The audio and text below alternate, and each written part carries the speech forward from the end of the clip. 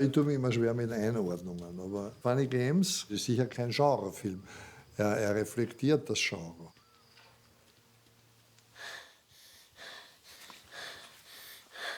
Aber er reflektiert nicht nur dieses Genre, er benutzt halt das Genre des Thrillers oder wie man das nennen will, um über die Manipulation durch das Medium per se zu reflektieren.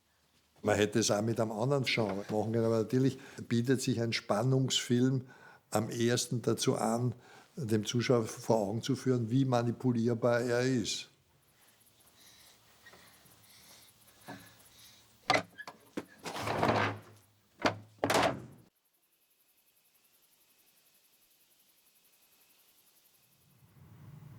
Bei Funny Games ist es eine sehr lange Geschichte, wie es zu dem schlussendlichen Film gekommen ist.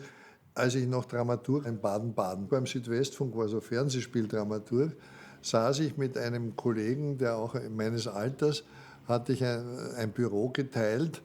Und wenn wir nichts zu tun haben, haben wir uns gemeinsam irgendwelche Sachen überlegt, was man machen könnte. Ja. Und da habe ich sozusagen erstmal so im Dialog und dann selber geschrieben, ein erstes Drehbuch geschrieben. Also muss 67, 68 gewesen sein. Und das hieß Weekend, Wochenende.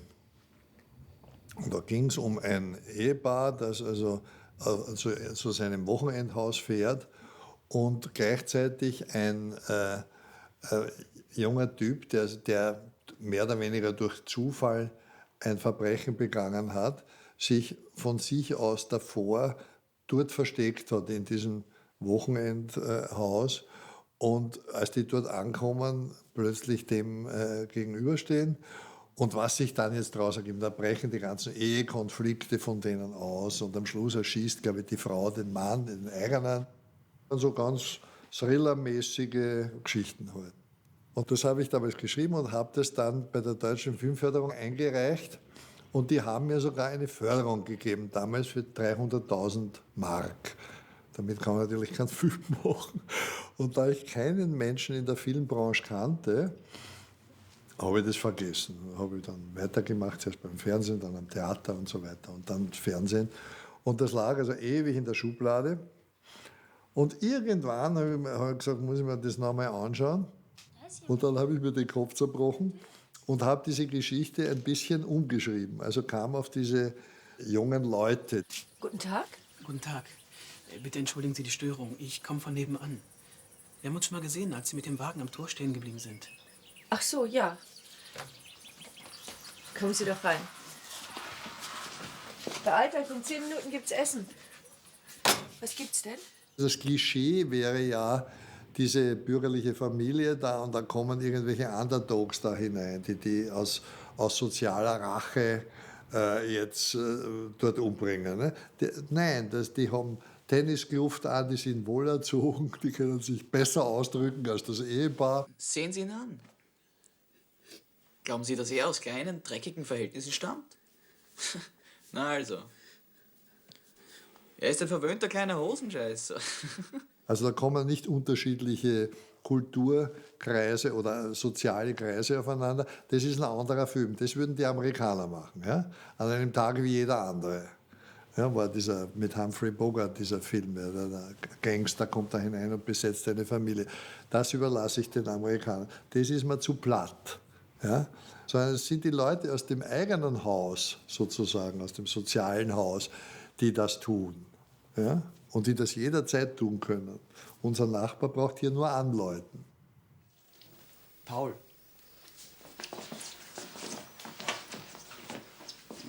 Das ist Peter. Komm her, Tom, hast du keine Manieren? Gib Georg die Hand. Das ist das klassische Unterhaltungspaar. Ne? Deswegen haben sie auch die unterschiedlichsten Namen von Tom und Jerry und Dick und Doof und der Weiße und der normale Clown. Das sind alles die Klischees, die wir kennen und die ja auch als Klischees vorgeführt werden. Also sie sind ja keine naturalistischen Gestalten, sie spielen naturalistisch, also nicht einmal naturalistisch, sie spielen realistisch, aber die Konstellation, nach der sie funktionieren, ist ja auch eine durchschaubare, ne? Sehr schnell. Also der eine ist der Intelligente, der andere ist ein bisschen doofer, aber der Doofe ist ein bisschen dicker, weil er dadurch auch mehr körperliche Kraft hat und so weiter. Das ist ein Arbeiten mit vorhandenen Klischees. Ne? Und sie werden auch dem Zuschauer sozusagen durch die Namensgebungen vor Augen geführt und gesagt. Hindert den Zuschauer aber nicht daran, die Sache zu glauben, wenn sie intensiv erzählt wird. Ne? Die Schwierigkeit bei so Sachen ist immer, wenn man so Klischees oder so Klischees benutzt, dass man sie in einer Weise benutzt, dass man sie trotzdem glauben kann. Aber beim Klischee sagt man von vornherein, schaltet man ab. Also das weiß ja eh alles. Ja? Aber man muss es so genau, die Situationen so genau erarbeiten, dass der Zuschauer keine Chance hat, das zu sagen. Dass er es zwar mitkriegt, aber dass es trotzdem so glaubwürdig ist, was da passiert, obwohl es absurd ist, das ist gar nicht leicht. Aber das war sozusagen die Aufgabe. Die Schwierigkeit und die Aufgabe. Wir wetten, dass ihr in... Wie spät haben wir es? 20 vor 9.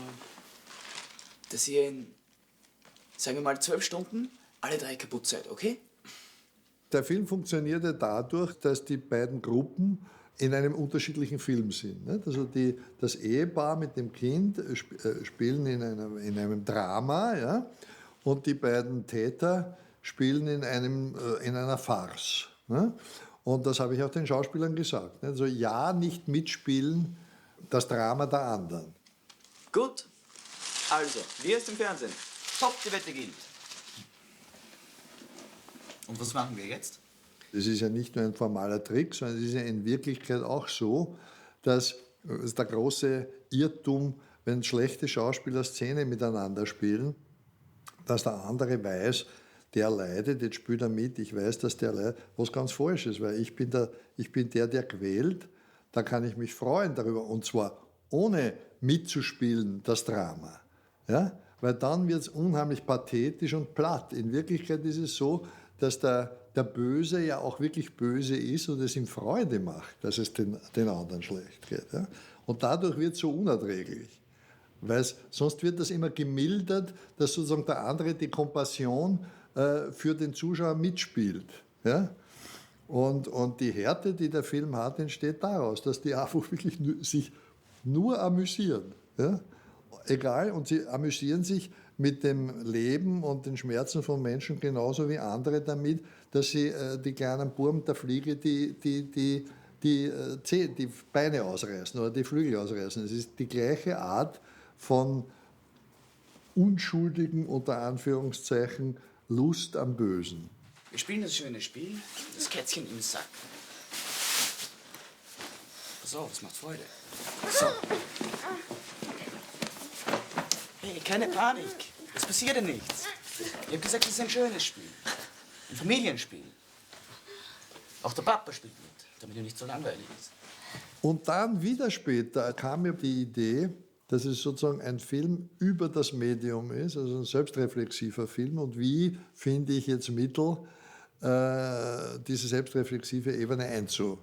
Das heißt, das, was Sie jetzt als das Thema betrachten würden wahrscheinlich, war so das Letzte, was dazugekommen ist, erst durch die Entwicklung der Zeit und durch die Entwicklung der Medien in der Zeit. Der Natur.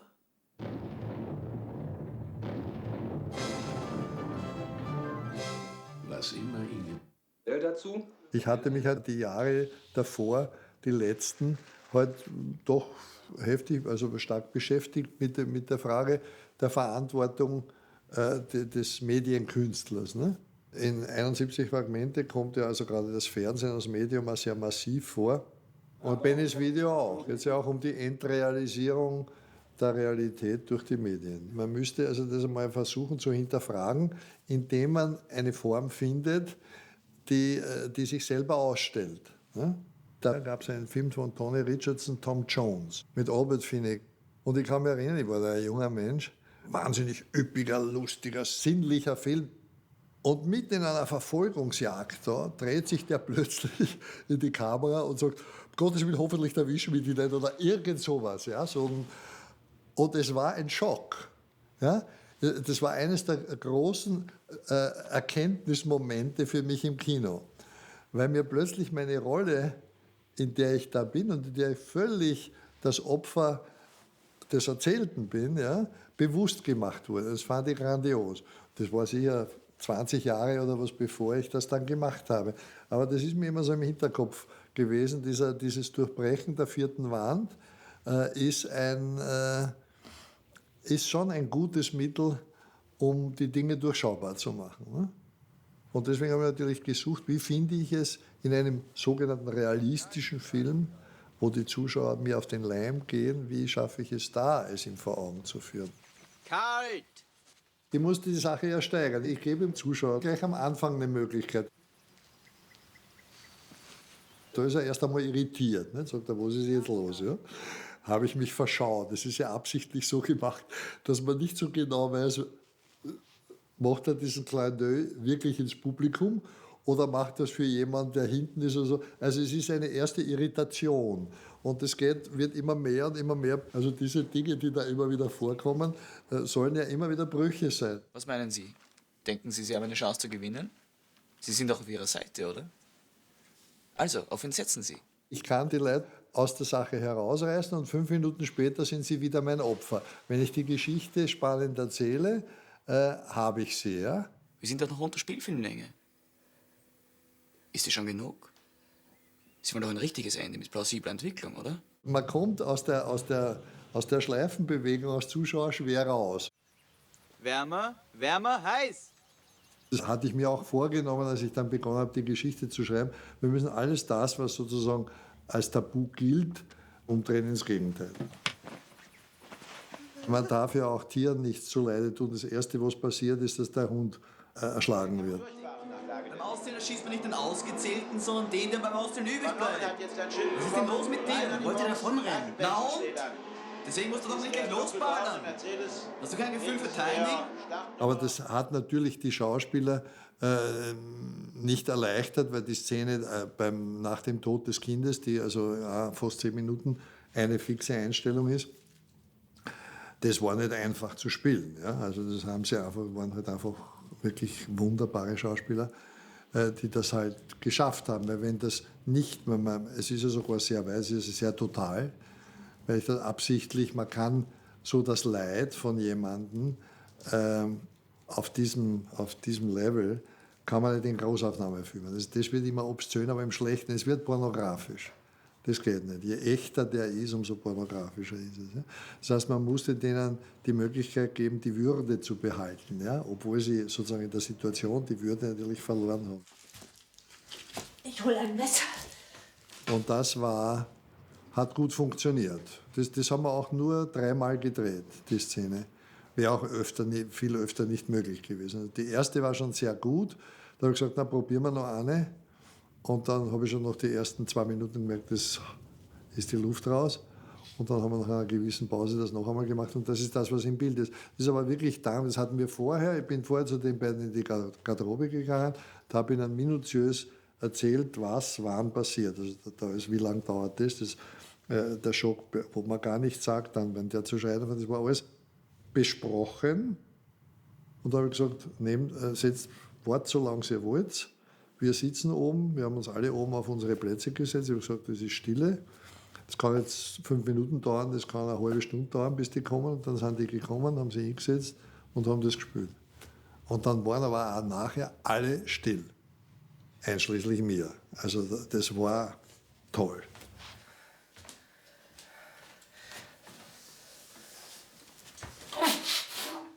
Natürlich hilft es, wenn man die Schauspieler kennt, also wenn man sie schätzt und kennt und wenn man sich gegenseitig liebt, dann ist es eine unglaubliche Basis. Nicht? Wenn Sie ich bin ja ein treuer Regisseur, also wenn ich mich mit jemandem gut verstehe, wäre ich immer wieder auf den zurückkommen, weil es das Leben einfach total erleichtert. Nicht? Man fängt nicht erst bei der Vertrauensgewinnung an. Das ist ja immer das Schwierigste. Wenn Sie aber auf einen Schauspieler treffen, ist es für ihn ein Risiko und für Sie ist es ein Risiko. Man sagt, werden wir uns verstehen. Der kann ja durchaus gut sein, kann aber eine andere Sprache sprechen, ja, emotional. Und das waren Schauspieler, mit denen ich schon mehrfach gearbeitet hatte. Und wir waren wirklich befreundet. Das waren, also die Suse und der Uli waren meine absoluten Lieblingsschauspieler. Ja. Und deswegen habe ich mich auch getraut, diese Szene in einer Einstellung so zu machen, weil ich wusste, die können das, das wird nicht in die Hosen gehen. Das kennt man nicht. Sowas kann man sich nicht leisten, wenn man Schauspieler hat, wo das in Zweifel steht.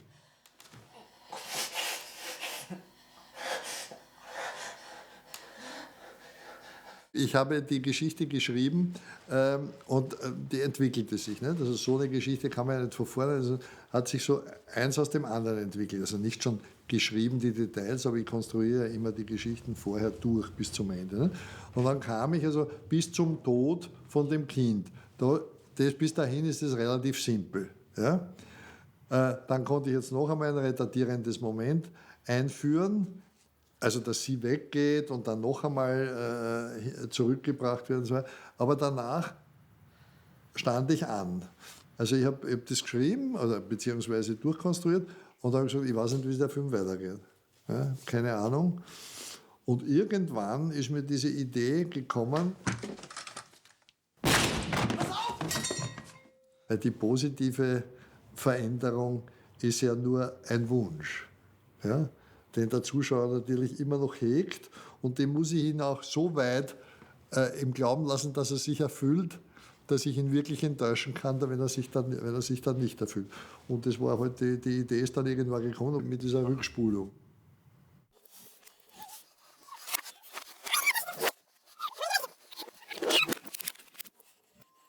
Was ja den Doppeleffekt hat, dass man sozusagen den Filmcharakter des Films noch einmal ausstellt. Und dann die Geschichte eben doch so weiterbringt, wie sie realita ja auch ausgehen würde.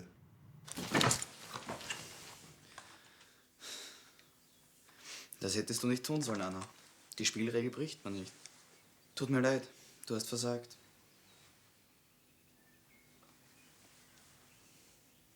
Ich sag Georgie adieu. Wenn man den fragt, warum machen Sie das, wird er sagen, ja, warum nicht? Weil es mir Spaß macht. Das ist die grundsätzliche ethische Frage überhaupt. Warum tust du das Böse? Warum nicht? Das ist eine Frage nach Gott oder nicht Gott. Das ist eine Frage nach dem Sinn unserer Existenz. Ne? Weil gegen dieses Argument, warum nicht, gibt es kein Argument. Ja? Wenn jemand nicht daran glaubt, an bestimmte Normen und Werte, hast du keine Chance, ihn vom Gegenteil zu überzeugen. Wo ist die Fernbedienung? Wo ist die scheiß Fernbedienung? Der Film sollte schon wehtun. Also er war ja ein zynisches Spiel mit den Erwartungshaltungen des Zuschauers. Ich habe den Zuschauer sozusagen vor Augen geführt, was er sich da anschaut und ihn immer wieder mit der Nase drauf gestoßen. Das ist ein Film. Und dann kommt man sich irgendwie so beim Nacken gepackt vor. Man sagt, und das hat man nicht gern. Man fühlt sich ungern durchschauen. Das war ja das eigentlich Provokante dabei. Das Provokante war ja nicht die Gewalt, weil von der Gewalt hat man weniger gesehen, als man in jedem Tatort-Krimi sieht. Ja? Sondern es war die Haltung, die dahinter stand, ne? Wo sich die Leute auf den Schlips getreten gefühlt haben. Die Intellektuellen, die gesagt haben, so blöd bin ich nicht, das brauchst du mir nicht sagen, das weiß ich ohnehin. Natürlich wissen tun wir alles. Es aber dann zu empfinden in einem Film ist was anderes. In der Szene, wo Susi Lothar den einen Bösewicht erschießt, haben die Leute applaudiert. Ne? Also das ist genau das, darum ging es auch zu zeigen. Ich muss nur genügend Gründe liefern, dass ich einverstanden bin, dass jemand liquidiert wird. Ja? Und das hat auch funktioniert. Also das war auch so ein Moment, wo ich gesagt, da habe ich sie gekriegt. Ne? Die Leute, die sich über den Film aufgeregt haben, haben gesagt, ich verstehe es gar nicht, warum sind sie nicht rausgegangen vorher? Ich habe gesagt, der Film ist für die, die ihn verdienen. Ja, das heißt, die wirklich wollten, die sich das trotzdem angeschaut haben. Aber dann nachher empört sein darüber, dass ich drin geblieben habe, obwohl ich es widerlich finde, was da passiert, das ist ein bisschen heuchlerisch. Cannes war schon bis heute für mich, obwohl ich mit dem Film damals keinen Preis gekriegt habe, ja, die spannendste und bestätigendste Vorführung, die ich hatte, weil da war wirklich die Hölle los nach dem Film. Ja. Also mit Für und Gegen gab es wie eine Saalschlacht, ja, akustisch. Und deshalb, ich kann mich dann, wie bei der Klavierspielerin, war eindeutig großer Applaus und Bravo und Ding, war ich direkt enttäuscht. Weil doch, jetzt habe ich offenbar niemand so ins Herz getroffen wie mit Funny Games. Weil da haben die Leute wirklich Schaum vor dem Mund gehabt oder Begeisterung. Ja? Und das ist ja eigentlich, wenn man einen Film dieser Art macht, der ja provozieren will, ist das schon eine große Satisfaktion. Ne? Weil ich provoziere ja, um eine Erkenntnis zu provozieren. Ne? Und offenbar hat das ganz gut funktioniert. Aber es gibt natürlich auch da Leute, inzwischen sogar hat der Film ja eine Art Kultcharakter auf Video gekriegt, ja? Auf eine Weise, die mir nicht gefällt, so wie Clockwork Orange seinerzeit, wo Kubrick überlegt hat, ob er den Film zurückzieht, weil der sozusagen konsumiert wurde als Kult. Ja? Und das ist bei Funny Games seltsamerweise oder gar nicht seltsamerweise, wenn man die Entwicklung der Medienlandschaft ansieht. Inzwischen ist das so ein Referenzfilm geworden. Das ist zweischneidig. Aber zu dem Zeitpunkt, dass er rausgekommen ist, hat er schon diesen Schockeffekt gehabt. Und da war ich bei der Vorführung eigentlich sehr, sehr, sehr zufrieden. Ja. Sie haben noch eine 12er-Packung. Und wenn Sie Montag ohnehin einkaufen, dann können Wir Sie... wollen nur die Eier. Das ist eigentlich alles. Kannst du mir erklären, was hier los ist? Die Tragik dabei ist, wenn man also mit Freunden arbeitet, wenn die dann sterben, also sind eben in dem Film 3 Leute von den 4 Hauptdarstellern sind inzwischen tot, also sowohl das Ehepaar Mühe-Lothar als auch der Frank Giering, also der den Dicky da gespielt hat. Und das war natürlich eine Tragödie. Ich sollte ja den Film nachher, das Weiße Band war ja die Rolle des Pfarrers für den Ulrich Mühe geschrieben. Ja? Und es ist dann gerade in der Vorbereitung, ich kann mich noch erinnern, ich kann mich an die Stelle erinnern, wo das Telefon geklingelt hat und wo mich die Susi angerufen hat und gesagt, du, der Uli wird das nicht spielen können. Er hat Krebs, also im fortgeschrittenen Stadium. Ich war wie vom Donner gerührt. Und kurz darauf ist er dann gestorben. Es war für die Besetzung dann, ich bin sehr froh, den Burkhard Klausner gefunden zu haben, weil der wunderbar in der Rolle ist. Ganz anders, als ich es gedacht hatte ursprünglich, weil der Uli ein ganz anderer Typ ist. Und wie wir das Weiße Band gedreht haben, war die Suse in einem sehr, sehr labilen Zustand, eben aufgrund dieser. Und war Jahre danach, hat sie sich ja selber, ist sie ja selber auch noch gestorben oder sich umgebracht.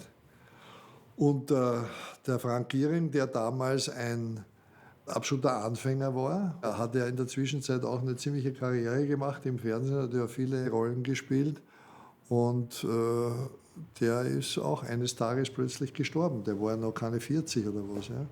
Also es ist schon irgendwie erschreckend, wenn man dann in einem Film mit 4 Leuten, mehr oder weniger mit 4 Leuten und Freunden, dann 3 tot sein, das ist irgendwie nicht so lustig. Ja.